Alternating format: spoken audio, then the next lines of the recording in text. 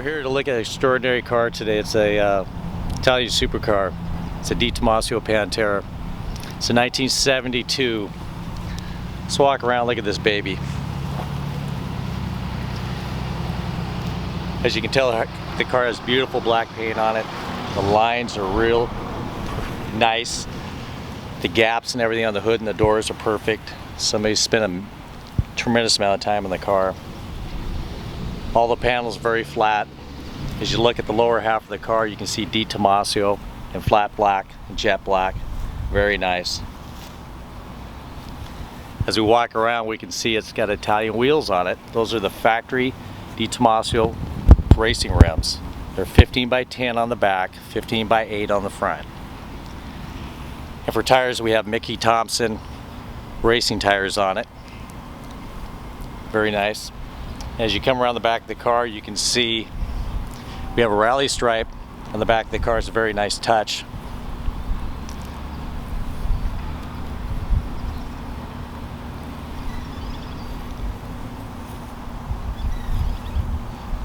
As you look at this Pantera, you can really see it's a serious machine. Somebody put a serious amount of time into this car. Let's pop the hatch and look at the motor compartment.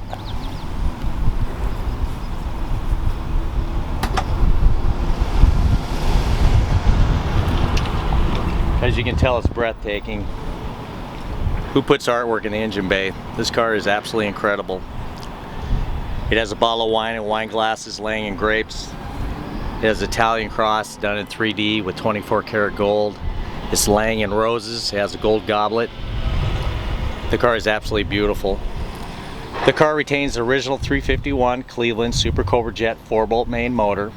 It's been balanced. It has Keith Black pistons. It has Australian heads. It has comp 566 lift hydraulic roller. It's got comp valve train. It has Scorpion roller rockers. It has Edelbrock air gap intake manifold. On top of that is a quick fuel 750 carb with MSD ignition on the car.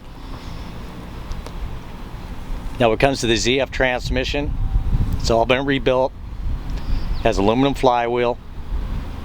The ring gear has been wired up on it. Super nice car. We haven't quite seen one like this in a long time. Somebody put a lot of time in this car, and it's beautiful. Yeah, this is built like mainly muscle cars. We're all driving a DeTomaso Pantera. It's 1972. Beautiful car.